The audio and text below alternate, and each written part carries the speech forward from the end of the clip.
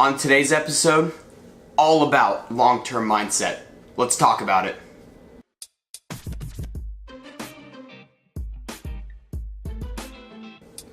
Guys, welcome to The Future and Young, where we're focused on building tomorrow's leaders today. I want to welcome you to this episode where we discuss long-term mindset. What is it? Why is it important? 2 real-life examples of people that have already implemented this idea.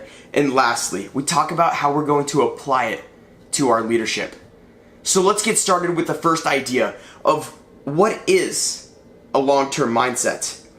My definition of a long-term mindset is sacrificing today in order to enjoy tomorrow. So sacrificing today to set you up for success and enjoying tomorrow. And this is a very short definition. And I'm not talking words or length, how long the definition is, rather how you actually apply it. Because I used words like today and tomorrow. And when we talk about a long-term mindset, it's not just today and tomorrow. Rather, it's a much longer time. Pastor Craig Rochelle of Life Church says it perfectly. He says, you have to love the long-term gain enough to endure the short-term pain. Again, you have to love the long-term gain enough to endure the short-term pain. So let's apply this definition and this concept into the definition that we already implemented at the beginning of this. Short-term pain equals long-term gain. You have sacrificing in the short term so that you get to enjoy the long term. That is what a long-term mindset is. Sacrificing in the short term in order for you to enjoy the long term. So let's get into the idea of why it matters and what it really means to have a long-term mindset. And we're going to break this down into 3 categories that you might relate with on different levels: physical, financial, and lastly, as a leader. So let's get into physical, what it means to have a long-term mindset physically. So America has an obesity problem. Everybody knows it. It's just something that we're known for in America is we are overweight as a culture. And having self-control to say no to whatever is put on your plate today in order to have better health tomorrow, that on a physical level is implementing this long-term mindset. Knowing that if you eat this product that's on your plate today, or you stay in bed a little longer today, might affect you down the road. And no matter what decision you make today, it's going to have a consequence, whether it's good or whether it's bad. It's going to have a consequence on you in the long term. Now, whether you choose to make that a good consequence or a bad consequence is determined by the decisions you make today. So, physically, if you eat that thing you're not supposed to today, or you choose not to work out today, it's going to affect your long term. Financially, this is something that might relate to a lot of people. Whether you're in the business world or you're investing or whatever you do, financial is a big part of everything that we do in our lives, and it's a goal for people to have. Do you need that new car today, or do you need that new watch? A lot of people like to throw their money around, and a lot of people like to spend money. And if you're a teenager, we spend money like it's nothing. Because we earn it, and so we think that it's ours. And we go out and we buy different things. We spend it on food. We spend it on friends, hanging out, and doing different things like that. When in reality, we could invest it into things that mattered. I always remember when I was a young kid, my parents would give me $20 because of chores or helping around the house or something like that. And I would be like, take me to the dollar store. I want to go to the dollar store. And they would tell me, they'd be like, do you really need another bouncy ball?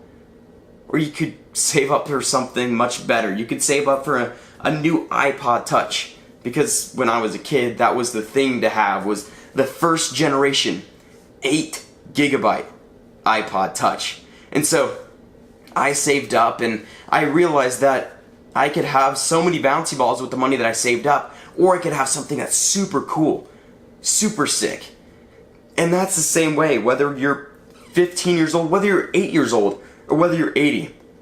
Investing in the long term, investing into real estate if you're an adult, or into stocks, or if you're a kid, investing into your college, investing into things that matter. all these different things that are important for you to invest in today in order to set you up for success in the future. And lastly, leadership. We're going to get into this much deeper here in a second, but I want to give you the idea of what it means and why it's important to invest today into things literally. So when you invest into future leaders today, you're going to see not only you build a character that's going to help you in the future, but you're also going to invest in future leaders that are going to do so much because of what you did, because of the investment that you made today. So that's why it's important. Let's get into a couple of people that already implemented this. We're going to talk about 2 CEOs. I'm going to need to cut that out. We're going to get into 2 real-life CEOs that are prevalent today, that many you might have heard of. These 2 guys you might have heard of. And the first one we're going to talk about, Mark Zuckerberg, the CEO of Facebook. Let's get into his story. Mark, growing up, very smart kid. He was intelligent, he loved learning. And one of the things that he learned as an early child was how to code, and the idea of coding. And he knew that it was going to be important down the road. And so he continued to learn, and his dad taught him, and eventually he outsmarted his dad, and he moved on to a separate leader. He moved on to a teacher that just taught him how to code. The reason? Because he knew that it was going to be important. He knew that if he invested at that time the importance of coding, he knew that it was going to set him up for success in the future. He goes to Harvard, the best school in the nation. He's one of the smartest kids in the nation. He goes to Harvard and he continues to learn how to code. And that's where he developed programs to connect his fellow students. In fact, he developed a program that we're going to do mild editing. Yeah, just that's start okay. it in fact. Yeah.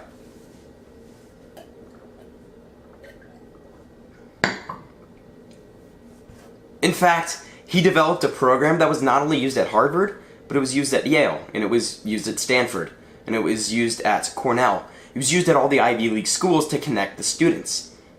And he saw that the students loved this and that they used it. And so what he did was he dropped out of Harvard. Now, I'm not saying to drop out of school. That's not saying, but for his story, he knew that he needed to invest his time today, or at that moment, in order to be successful in the future. So, what happened? He dropped out of school, and then he created what is known as the Facebook, which it now is known as Facebook. And because he made those early decisions to learn how to code, he developed a brand, and now Mark Zuckerberg is worth 72.3 billion United States dollars. 72.3 billion dollars. What does this mean? For him, he understood where the world was going. He understood how technology was being used, and he implemented that into oh my gosh, Roman, I'm sorry. No, it's fine.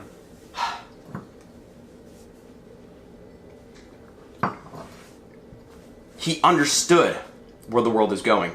He understood how culture and how the universe was shifting to a technologically advanced world. And so he invested in the things that mattered. Now, the second guy, he's an inspirational speaker. He's the CEO of VaynerMedia, Gary Vaynerchuk. This guy is crazy. He's insane. And as a young child, he made $3,000. Now I'm talking 8 years old, $3,000 a weekend selling baseball cards. And then when he turned 14, his parents were immigrants. They had a liquor store. And so at the age of 14, he got moved into the liquor store, into the family business. And he started bagging ice, and he started doing different things for his dad. And eventually, he started running the company. And the dad's liquor store was worth $3 million at the time. And he was like, I'm going to open 1,400 liquor stores around the nation, and we're going to build an empire. So he goes to college, and his friend has a computer. And he says, Gary, come in here, check this out. And he spends time on the computer, and he realizes something. You can buy and sell products on this computer. And so he invested in that. And he built the first online wine store or the second online wine store in America. And that business went from $3 million to $60 million in just that short term that he did. The reason? Because he realized the importance of e-commerce. He invested in e-commerce on an early age. Long term, it made him $57 million. What does this show you? He understood what was important. He invested in things that he knew were going to be successful in the future. And he took time, and he took the short-term pain of building something and spending hours dedicated to building something, but he knew that it was going to pay off in the long term. So what did he had the mindset that he was going to make money in the future, and he invested in that thing heavily. And he had the long-term mindset. So let's apply this to our leadership. It's all about the mindset. Whether you're a teenage kid, whether you're a CEO, it's all about having a long-term mindset with people, with yourself, with your coworkers, with students. It's all about taking time to invest in people. And this is going to benefit both you, and it's going to benefit them in different ways. So let's talk about how it's going to benefit you in investing in people. When you are a student, like me and like Roman and like the different people that are working on this and that might be listening, when you invest in people, you're going to build characteristics within yourself that are going to help you in the future. Ask anybody, whether they're a doctor, whether they're a farmer, whether you work in the business world. People matter. Your relationships with people matter. Do you think a doctor is going to be successful if he doesn't have a good relationship with his nurse? Do you think a farmer is going to be successful if he doesn't have relationships with people that need to buy his product? Do you think business people can be successful if they don't have relationships with their customers? Absolutely not. So when you learn to invest in people today, as a young kid, or even if you're older, when you learn the importance of investing in people, it's going to set you up for success in the future, because you're going to have that characteristic within you, and you're going to build character, and that is going to help you. But how is it going to help them? So when you take someone under your wing, when you have experience and you have knowledge, and you take someone underneath your wing, and you truly help them out, and you invest in them, and you tell them about your life, and how the mistakes you made, and how you came back from that, they're going to learn from that, and they're going to be able to be more mature than you were at that age because you chose to invest in them. So because of that, they're going to be successful in the future because you chose to have a long-term mindset, and you chose to invest in them at an early age. And whether you're a senior in high school and you take a freshman under your wing and you tell them, take this class, and this class, you're going to want to do this activity because I found it helpful, and don't hang out with this certain group of people because they're not good influences. They're not going to help you get to where you want to be. Or whether you're a CEO, or whether you're a VP of sales or VP of marketing, and you see an intern that's not doing so hot and saying, hey, let me help you out.